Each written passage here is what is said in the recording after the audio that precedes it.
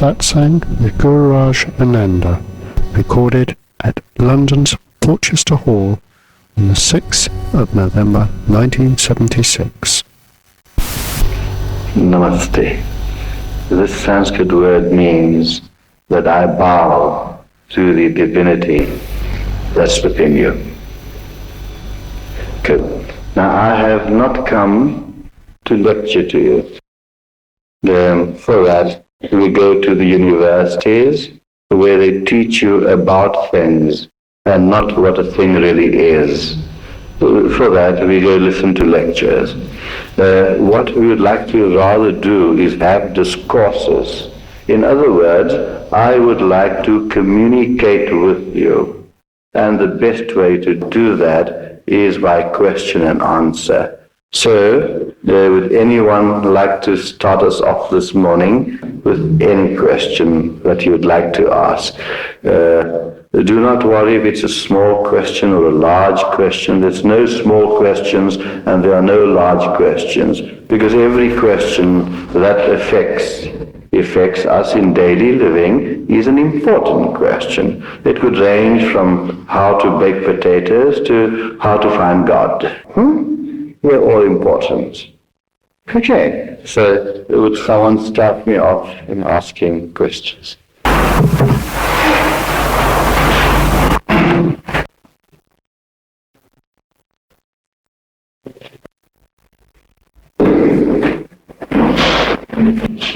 Gururaj, we know that by asking questions, we will gradually come to know what is right and to want to do what is right. What we want to do there is to give us guidance in our ultimate experience about positive consciousness. How you could make? What we're on our way to reaching that reward. Bring us some guidance about what we do. Good, very beautiful. Now, the basis of the question is this, that I am doing a practice, and by doing the practice, how will I progress? What are the mechanics of the progression? And in the mechanics of the progression, what are the signposts that I will find doing my practices, and how it will benefit me, etc. Is that the gist of your question? Yeah, but I need to know a situation where you don't know what to do. In a situation when you don't know what to do. Now, in a situation when you don't know what to do, then you do nothing.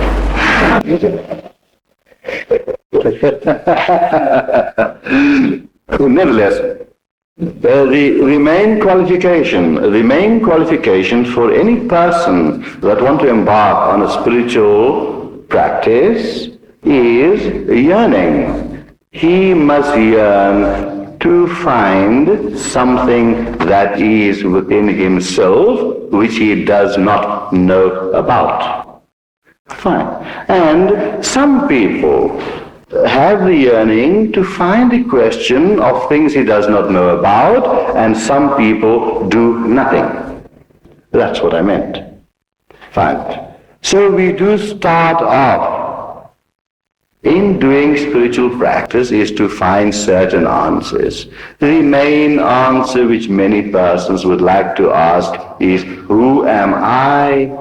Why am I born into this world? What is the purpose of my environment? How do I relate with my environment? And in the relationship of the environment, am I evolving to greater and greater happiness?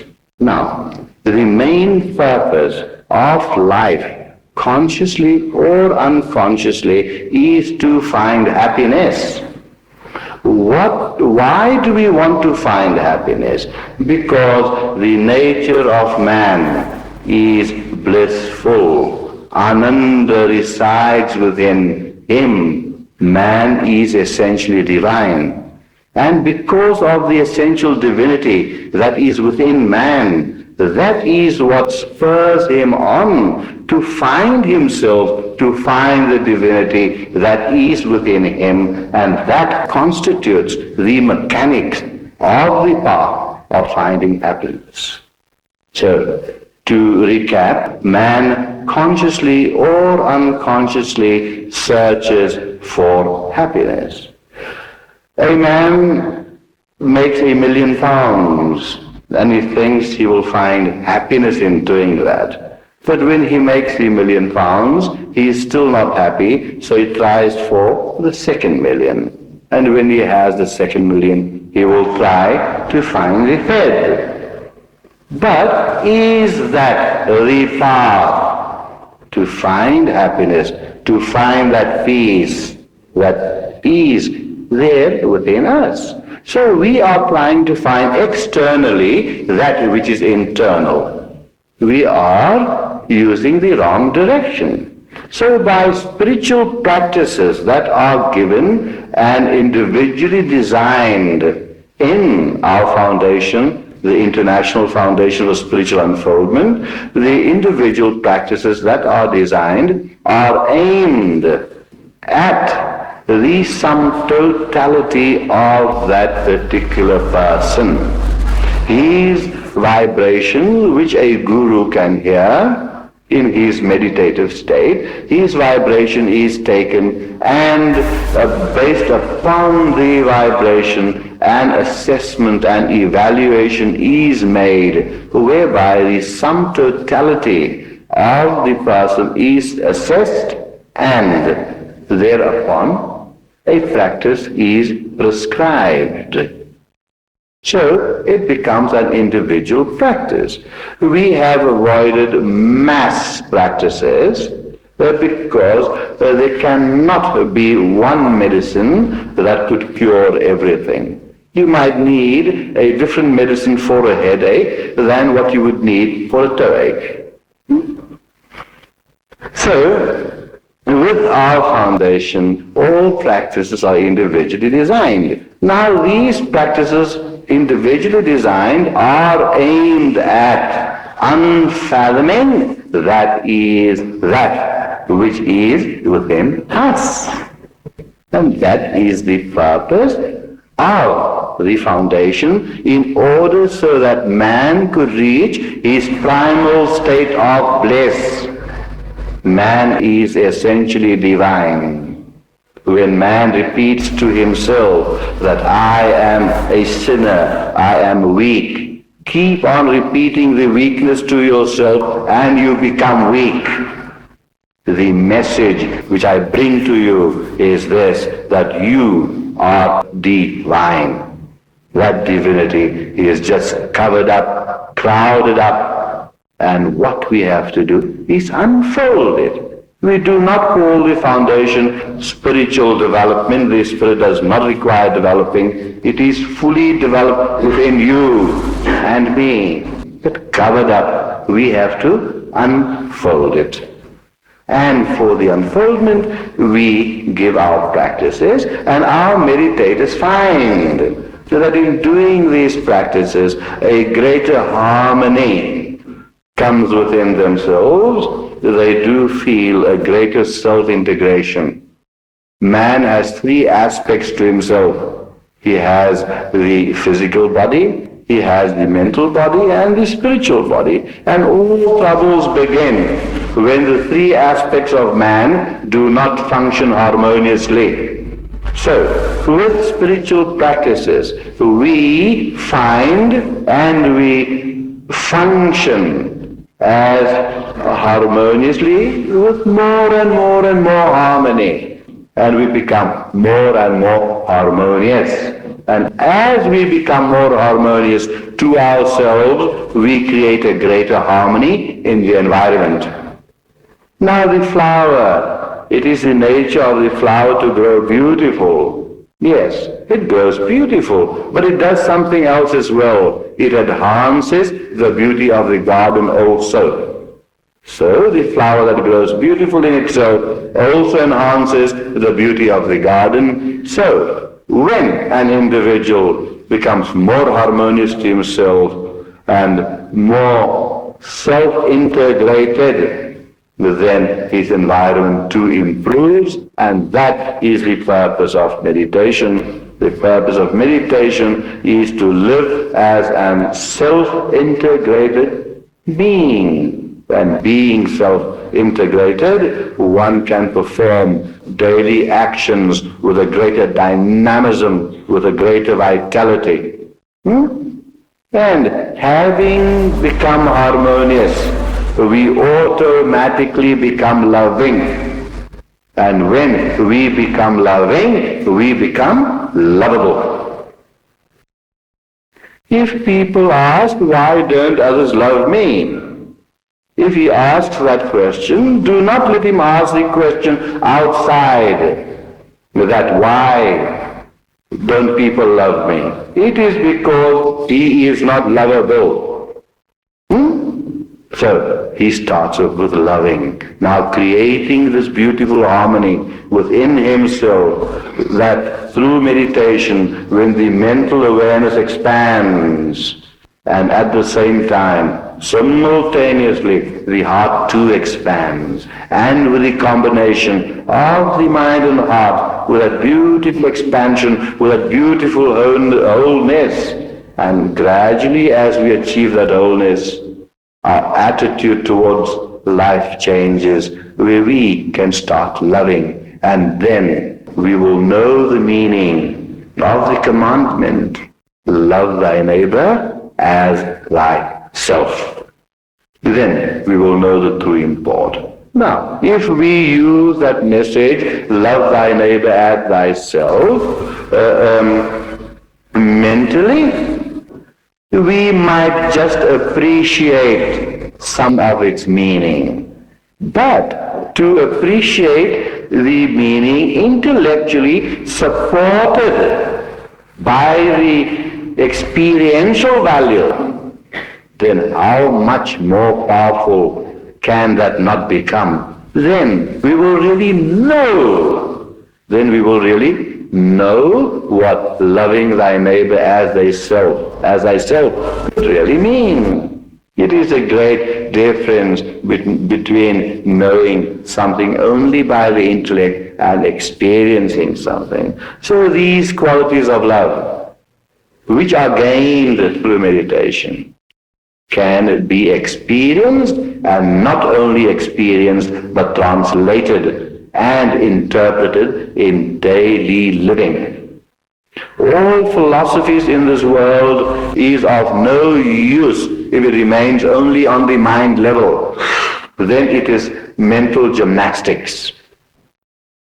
They must be brought down to practical day-to-day living. And our meditations are designed, individually designed, tailor-made for each and individual person, so that he could do his practices twice a day, half an hour morning and evening, and he showed methods how he can interpret them in day-to-day living, and thereby making his life richer in every aspect of his being, so that greater harmony is found in the home, greater harmony is found in work, greater harmony is found in his social circles, greater harmony is in society, and it is society and various units of social bodies that form a country, and then England again can shine to its primal glory.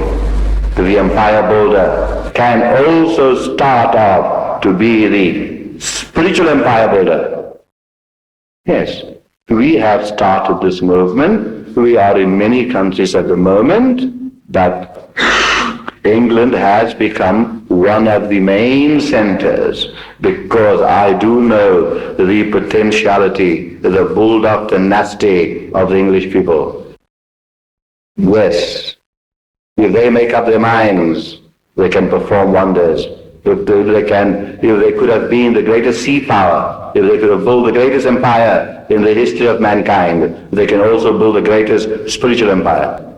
And there are certain points in your land, in England, that are very highly empowered spiritual points. There is a great vibration here in this country. As soon as I put my foot in England yesterday, I could feel it. I could feel the vibration. And this vibration will overcome all the permissiveness and all the wrongdoings that are happening. But we have to start somewhere. Where do we start? We start with ourselves. And how do we start with ourselves? Is to find methods that can improve ourselves. And the easiest and the finest and the best and the sublimest and the loveliest, the beautifulest method is meditation. Yes. With the meditational practices, our attitudes towards life change. I always like this one stanza, two men behind prison bars, one saw mud, the other saw stars. They're both in the same circumstances. One could see the gloom, the other sees the Lord's glory. Why? Aspect of thought, attitude, perspective. And these perspectives are changed by our meditational practices. They have to change. They do change because we operate as a total being. Human beings operate today not in totality. They don't. You see this every day where a person thinks one thing, does another thing, and speaks another thing. They pull in different directions. So where can the progress be? But if they operate in totality, how beautiful it would be. People can't even make love in totalness. That is the present state of our society. They cannot communicate with their wives or their husbands in complete totality, where their minds, bodies, and spirit flow as one unity. And even in that form of love-making, when they can flow together in one unity, that too can become a meditation. Because there's a smooth, there's a flow, there's a divinity that shines. There's self-luminosity. It is not borrowed light. And therefore it becomes eternal, immortal, beautiful, sublime, divine. Any amount of labels you can put on becomes goodly and becomes godly. Because for what is life? Life, remember 3 L's. Life, love, and laughter. And if we have these things in our lives, life, to live life with love and laughter, then where are troubles? There are no such thing as troubles. There are no problems. Because every problem has inherent within itself a solution.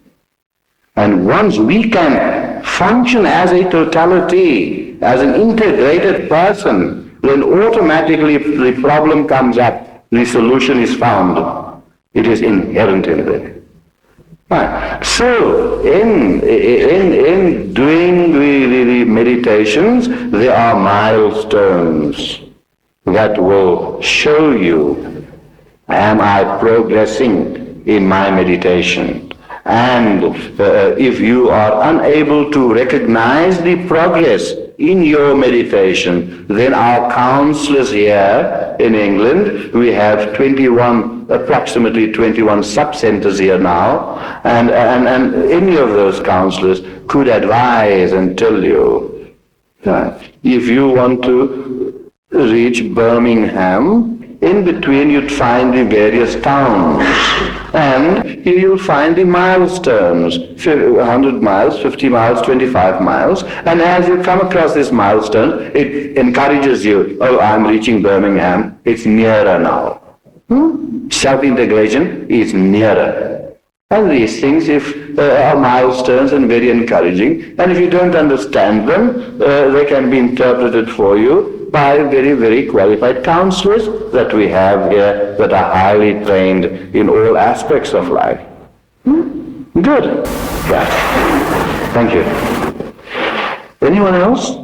That's a lovely question. Yes, please.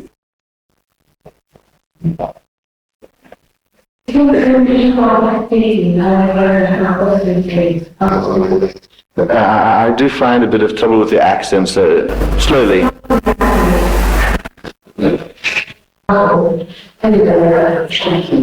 You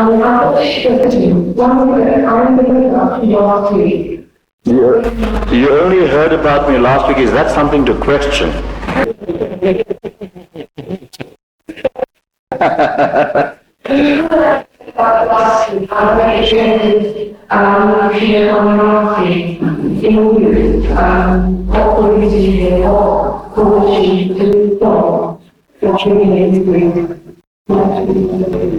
Beautiful, beautiful.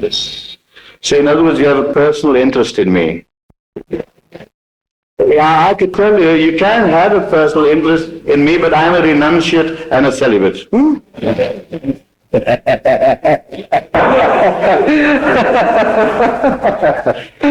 Lovely. I said, life, love and laughter, huh? We must have some fun and not be serious all the time. Next one. What brought me to this point of life? Fine, you want to know something about me. Well, I'll be glad to tell you. Take a seat, lady. Good. You want to know about me, what brought me to the stage of life? In other words, a little biographical sketch. Is that what it is?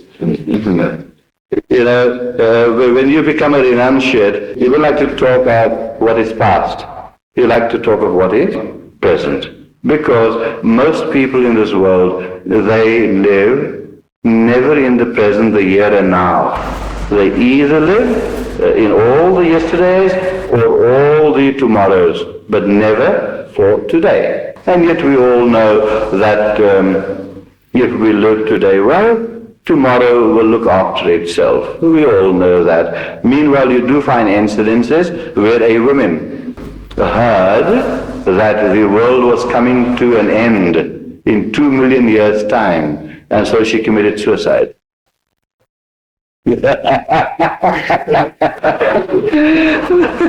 Yes, all the worries of people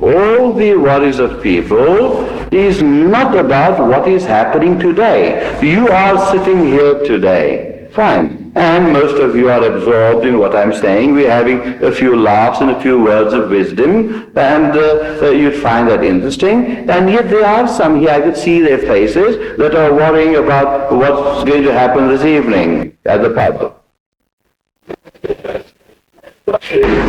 We are so trained because of our past experiences in life, the environment we have lived in, the upbringing, the schools, the parents, and plus something called sanskaras. That is, of course, if you believe in past lives, then know that this is the sum total of what we have been or are, and it is all these things that have conditioned our minds. Now, the mind is such a cunning animal. Terrible! So it's the most cunning animal. The mind can find for you pros and cons for everything. Yes, and the mind can justify anything. I'm sure even a murderer, when he kills someone, he feels justified in some way why he should have killed. Perhaps later, when he comes to a realization, he might feel remorseful, but that happens after he gets electrocuted. Yes, that is a process that he can feel remorseful after he has passed away, which is too late. Nevertheless, the point is this, that the cunning mind can always find justifications for one's behavior and forgetting what is today and always wondering about yesterday or tomorrow. Now, that is what generally happens. But when it comes to a yogi who has renounced the world, he does not like to think of his past, what he has done. To him it is today. He's sitting here and he is communicating. What is he communicating? Not only some words that flows from his heart, but also the essence that flows from his heart. Because for a yogi, his nature is joy. And what he does, he wants to share the joy. That is the purpose of his life. The endeavor is not to disappoint this young lady. I was born in a well-to-do business family, and from childhood I always wanted to become a monk. Nevertheless, I roamed around as a child trying to find what is really me, or God, or whatever you want to call it. And very early in life ran away from home and got brought back to home, and I was forced to go to university to study commerce of all things. And not only that, my parents got me married, and had some children.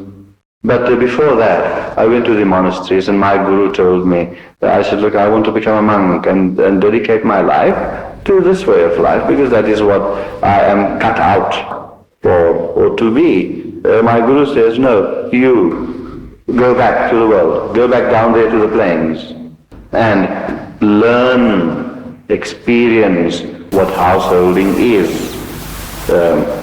Get married, raise a family, and know what householding is, because you are destined not to teach monks, you are going to teach the householder, the man in the street, the family man. So when there are certain problems that come up, you would be able to relate to them, you'd be able to understand their problems, because you have experienced those problems.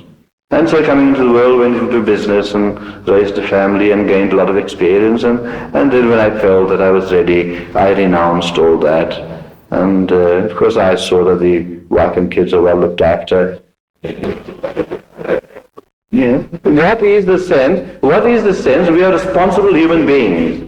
Right. What's the sense of having a wife and kids, and then you go and teach about God while they are going hungry? That's wrong. So what do? You provide for them first, and then they are comfortable. Right? And then I took my leave in renunciation, and this is what I'm doing. And that's why I'm here. To teach a message that is not contrary to any religion whatsoever. What we study together and what we teach is the essence behind all religions. Because as you would know, that all religions are like rivers coming from different directions and ultimately becoming one in the same ocean. And that happens. And what we feel that through these scientific, yogic, meditational practices, if you are a Buddhist, you become a better Buddhist. If you are a Christian, you become a better Christian. So we are non-dogmatic, we don't flow in just a certain channel. We try and discover, we try and find the essence behind all religions, behind all theologies. And in knowing the essence of things, we do become a better human being, and by becoming better human being, we could become better Christians and better Buddhists and better Hindus and better what have you. Okay. Sorry. Thank you.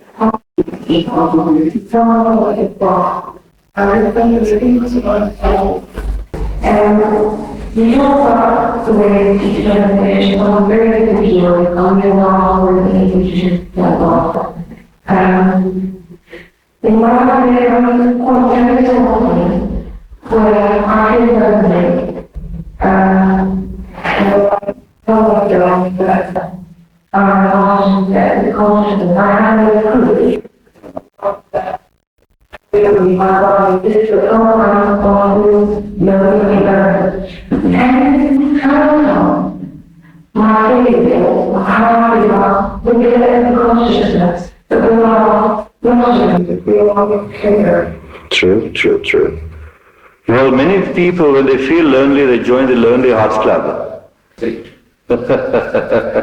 Nevertheless, the greatest Lonely Hearts Club resides within a person. Right. Now, it is by knowing the essence of our being that one ceases to become lonely.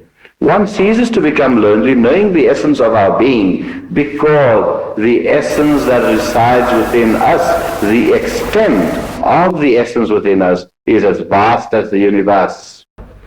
So if man, this is philosophically speaking, which can be experienced, if man can experience the essence of the entire universe within himself, then where can you stand apart to be lonely? So, the basis and the purpose of meditational practices is, one of them is that by getting the self-integration, one begins to experience being or the essence within oneself. Now, by experiencing the essence and the being that is within oneself, a greater and greater fulfillment comes about.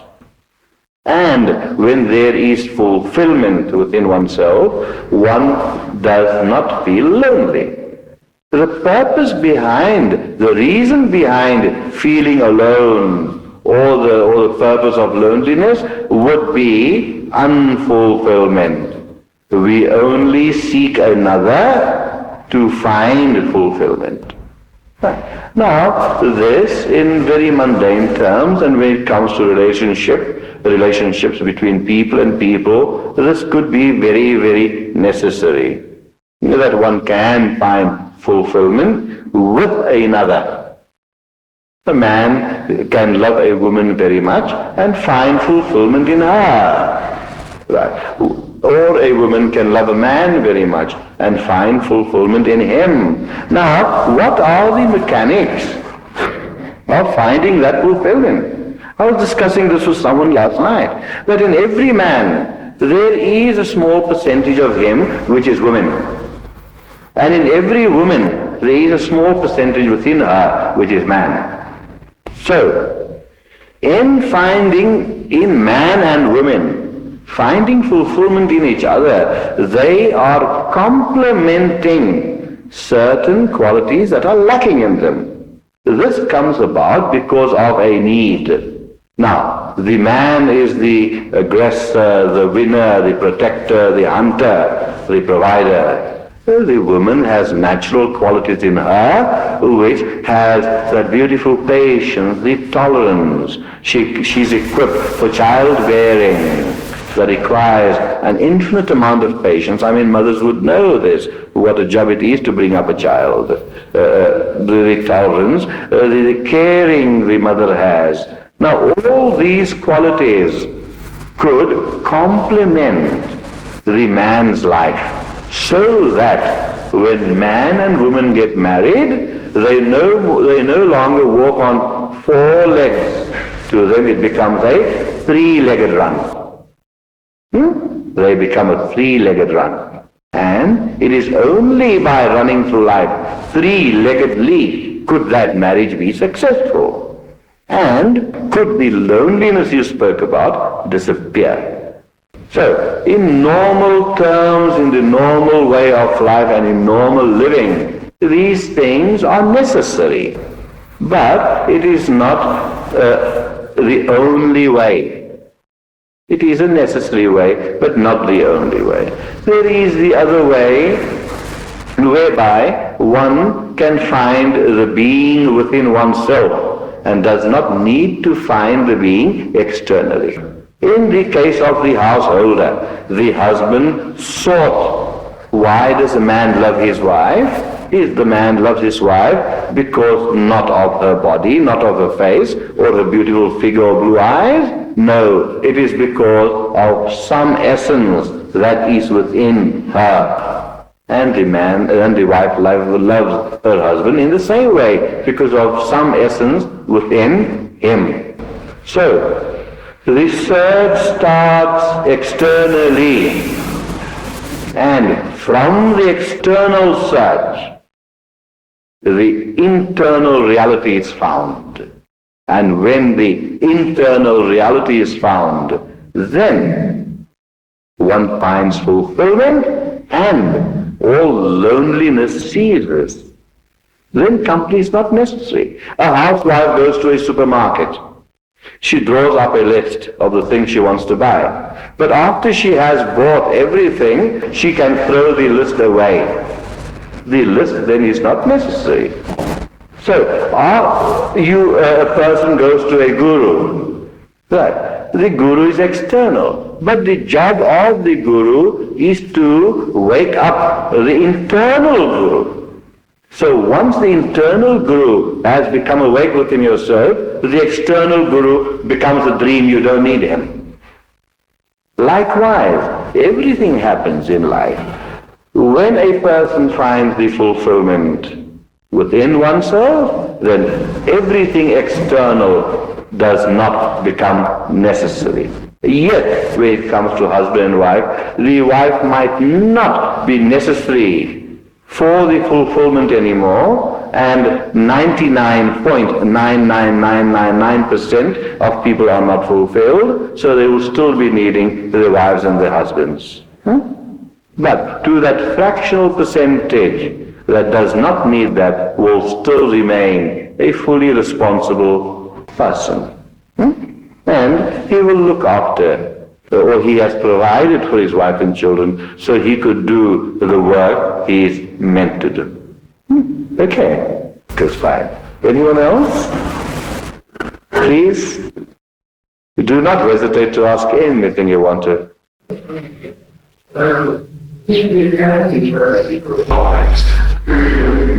People involved in spiritual.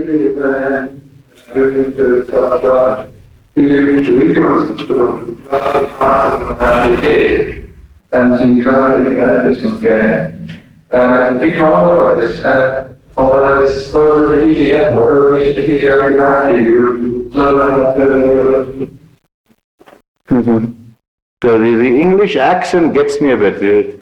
It's never too clear to me. Could you please repeat his question for me? Or even read it?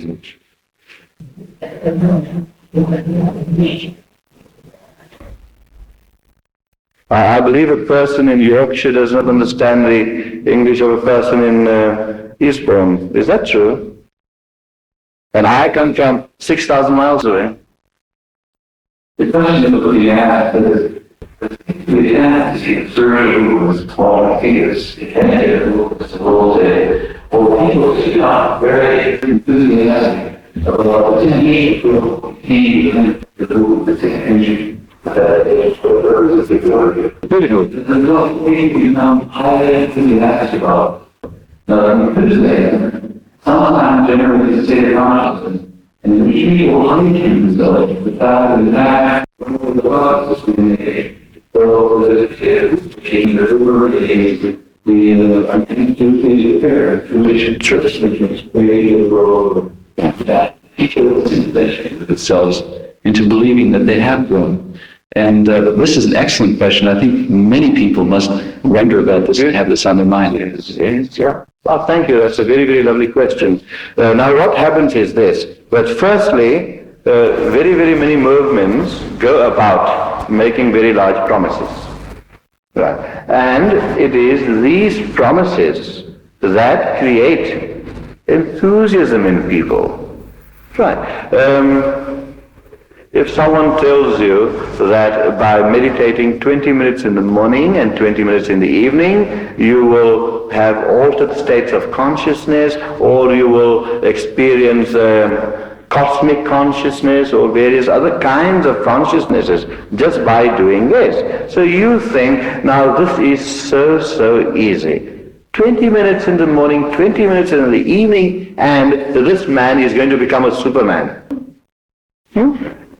Yes. So many people are, because of high-powered advertising, many people are given these ideas, whereby a certain amount of enthusiasm is created in them. But when they do these practices given by certain movements, and when they find that the promises have not been fulfilled, then they become very, very despondent. Because firstly, there could be many products in this world, commercial products, for example, that could be so well advertised that certain kind of poisons in certain beverages are found to be sold in the Sahara Desert, which are thirst-quenching, they say. In likewise, many movements exploit through the power of the advertising media, they promise. Our movement promises nothing. We do not promise you self-enlightenment overnight. There's no instant coffee and instant pudding in self-enlightenment. Everybody wants things instantly. But do we ever ask ourselves that before we demand, do we deserve? Now, to become deserving, the process can be expedited. The process can be expedited by certain observances. What is the sense of a person, say, he is an alcoholic, and he does meditation 20 minutes in the morning and 20 minutes at night, but he keeps on bringing the bottle nearer and nearer to him. Fine. All the meditation in the world is not going to help him, unless in his waking state he is going to make some effort of pushing that bottle a bit further and further away. Right. Now the meditation will give him strength. The meditation will give him strength to push that bottle away. But he too in his waking life has to do something consciously. These scriptures throughout the world have not been wrong in giving us commandments, thou shalt and thou shalt not. They were not wrong, they were inspired words. The Sermon on the Mount was not wrong. Every word is based on the truth. And today, modern so-called gurus come and give you big promises that promise you the moon for a sixpence. 20 minutes in the morning and 20 minutes in the evening, and your whole lifestyle is changed. It could never be changed if in our waking lives we don't exert certain conscious effort. And that is why some people get deluded into a false euphoria, into a false enthusiasm. But if a proper understanding is given, that with my meditations, I take a vow, I make a promise that I will try and improve the quality of my life. And in our initiation, a promise like that is made. And then you see how the person flowers up. I see this in hundreds and thousands of our people that are meditating and that are initiated throughout this world. How beautiful they grow. And as they grow, everything just falls in line. Because now they are floating with the current of the river and not against the current.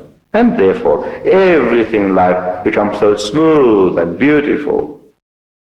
This is my first venture outside the country. I have invitations to go to Australia, Rhodesia, and all those places. But I thought to myself, I want to see the British people first.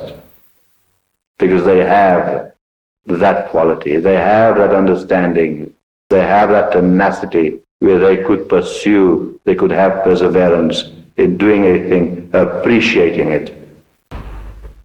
London, England, is at the crossroads of all cultures of the world. Years by, all roads led to Rome. Today, all roads lead to London. Yes. And the progress I have seen since the British Meditation Society has been established, the past 6 months, I think. Yes, it's phenomenal that within 6 months, 21 meditation centers are established. And there are hundreds of people that have started meditating. And hundreds of people are finding such beautiful joy, such beautiful expansion. But we do say that it just does not come like that. Effortless meditation and a little effort in conscious living, that is required. And there is a divine power that helps you.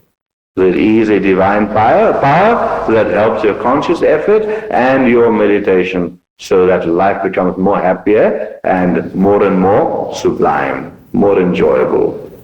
We teach that the path to joy must also be enjoyable. The path, the goal of joy, the path too must be enjoyable toward joy. And then we sit back and just enjoy the joy. Huh? We do that. That's simple. Life is really so simple. It is so simple to be happy, but so difficult to be simple.